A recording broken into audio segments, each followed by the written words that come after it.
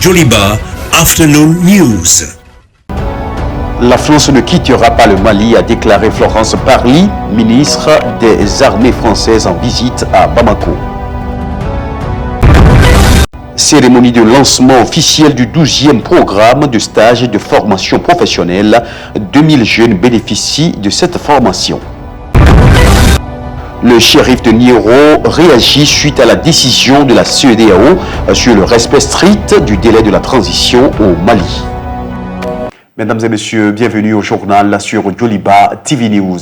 4 militaires maliens tués, c'est le bilan provisoire d'une attaque contre un véhicule des forces armées maliennes sur l'axe Bankas-Sévaré. Un engin explosif improvisé a explosé au passage de l'ambulance du convoi FAMA d'évacuation sanitaire. C'était hier entre le pont Parou et Songovia.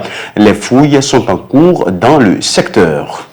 Ce lundi 20 septembre 2021, au CICB a eu lieu le lancement officiel du 12e programme de stage de formation professionnelle sous la présidence du Premier ministre Dr Choguel Kokala Maïga. Ils sont au total 2000 jeunes à bénéficier de ce stage.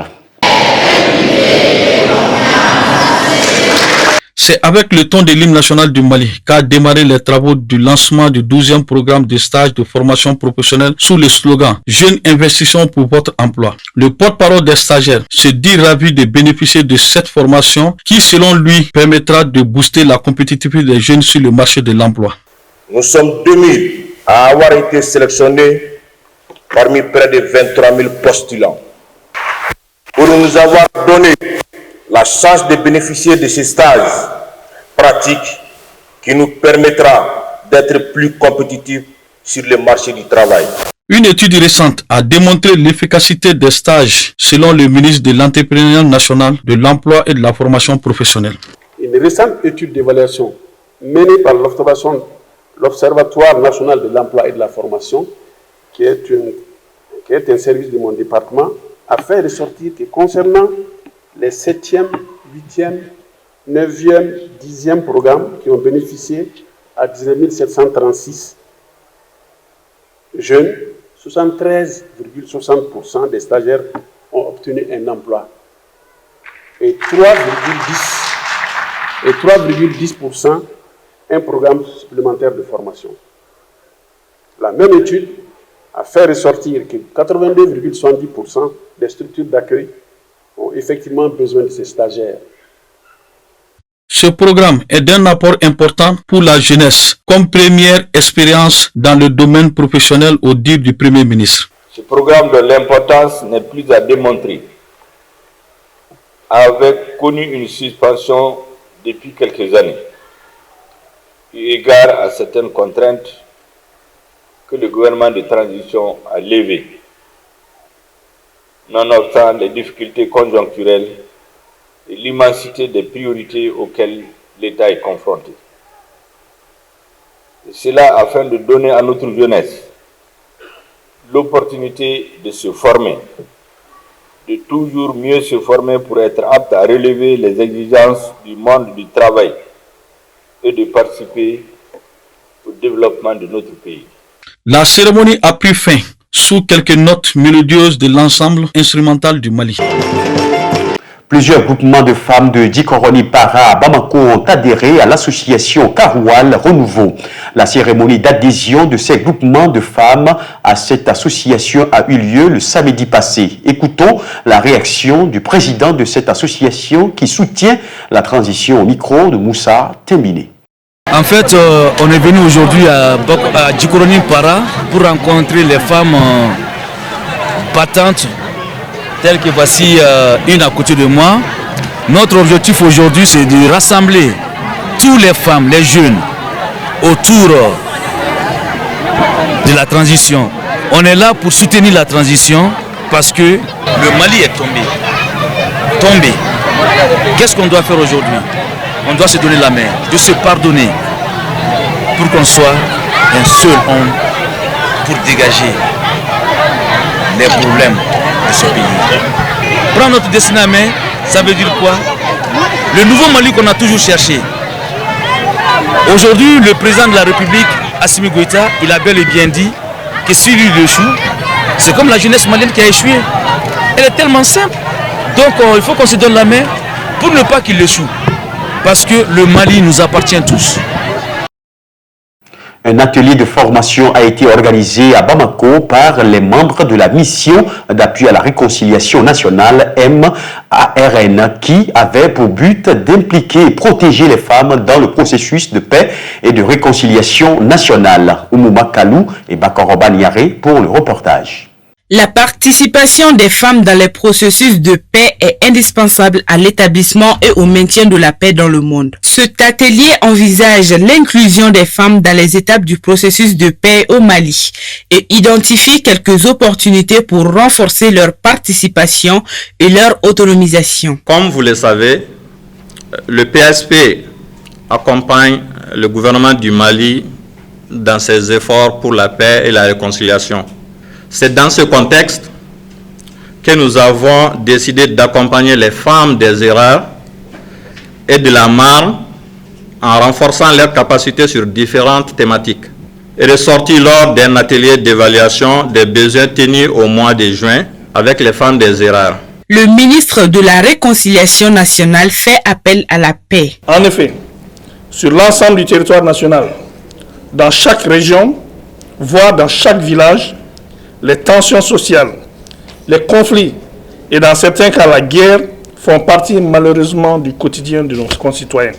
Cela nous rend la tâche plus ardue et singulièrement à vous qui, au plus près des populations, être appelés à apporter la réponse de proximité.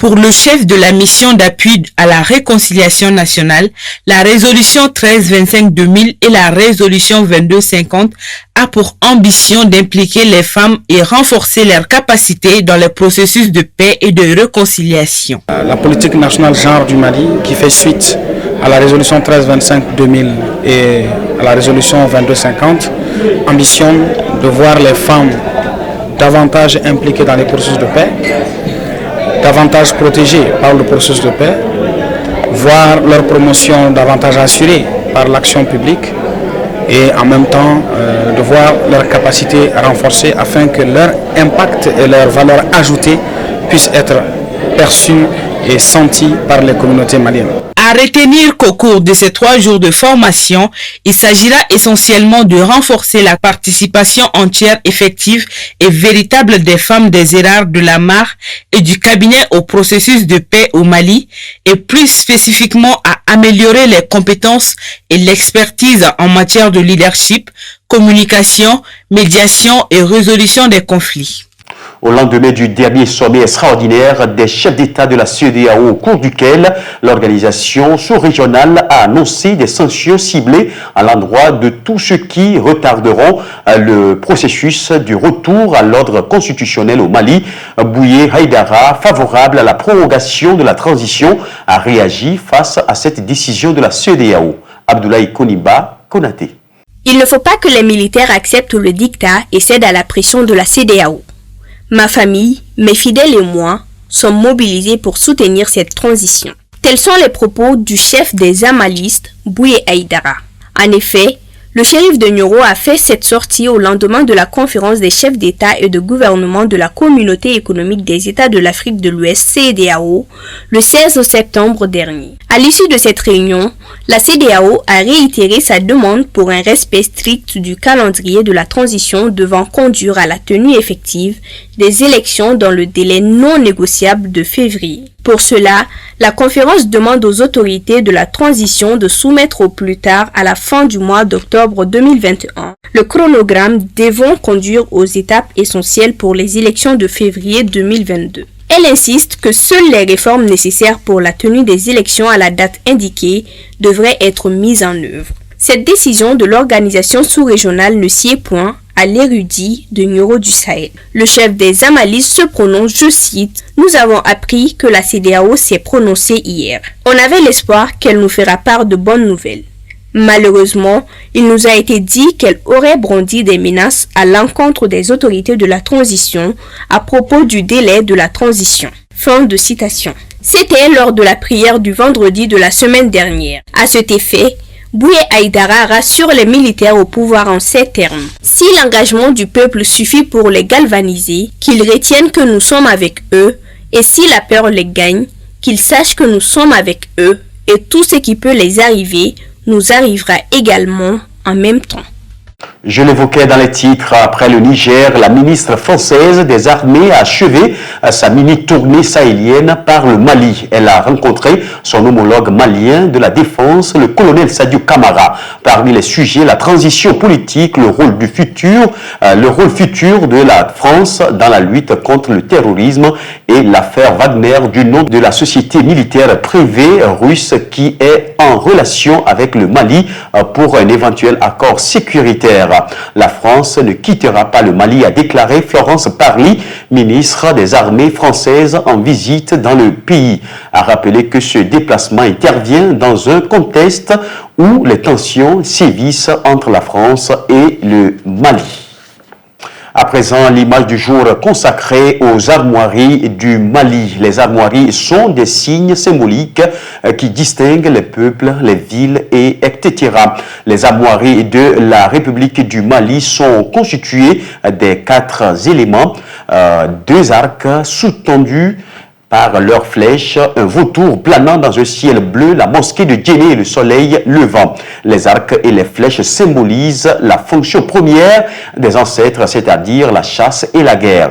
Le vautour planant majestueusement dans un ciel bleu et sans nuages est le signe de la grandeur et de la liberté. Selon la tradition, le vautour représente l'éternité, la puissance, la pureté, la sagesse et l'honnêteté. Le vautour est sage car il ne s'attaque jamais à un animal vivant en dépit de sa puissance.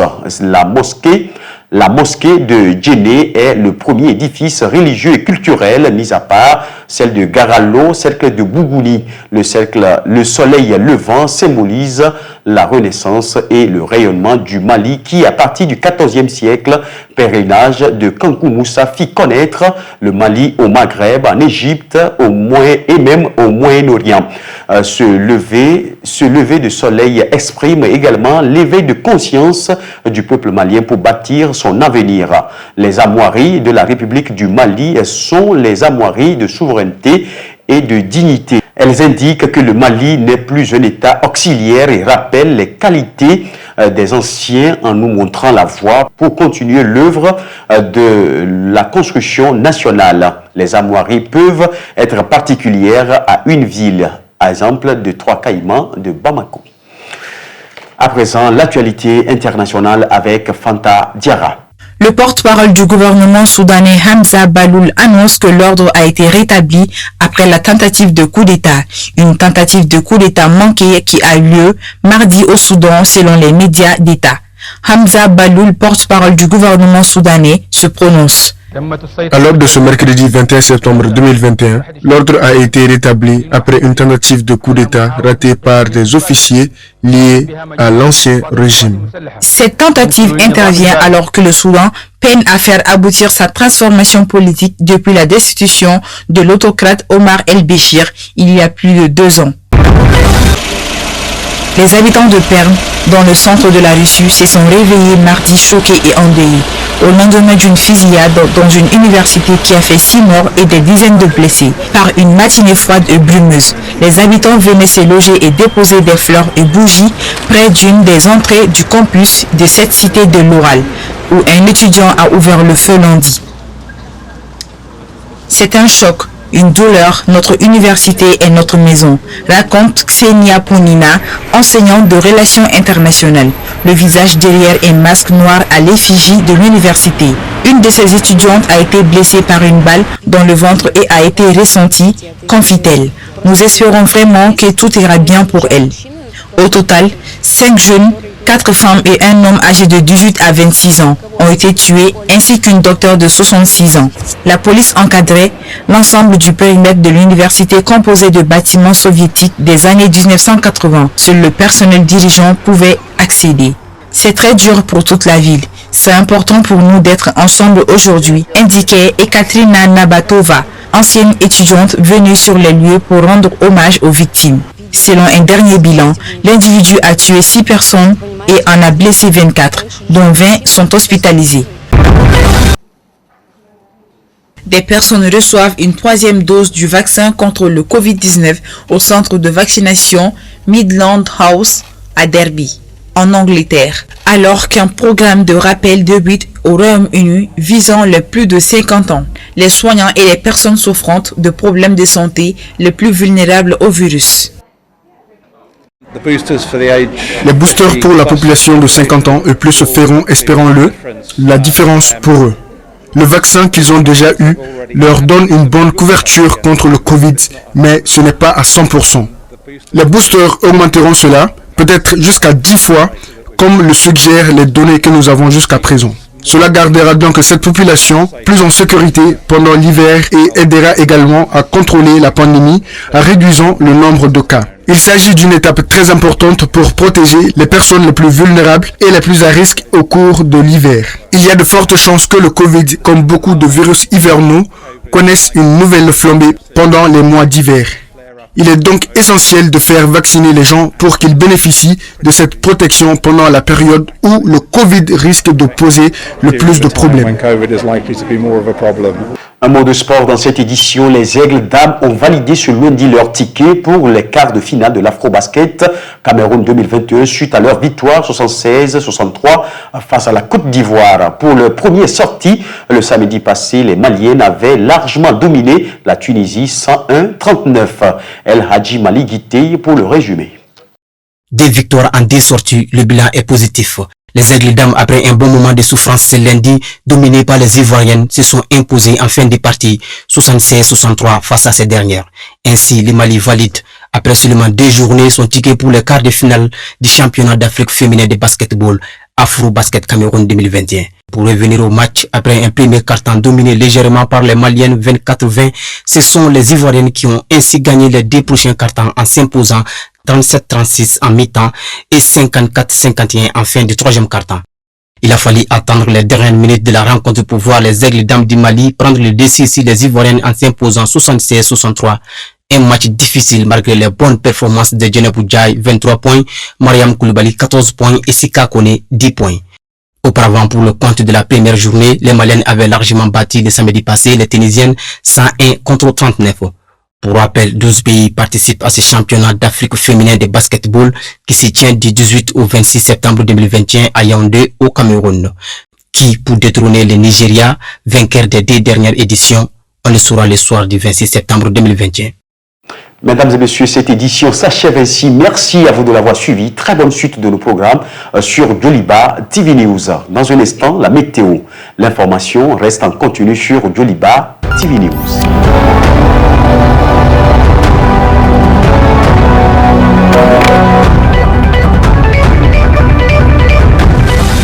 Joliba Afternoon News.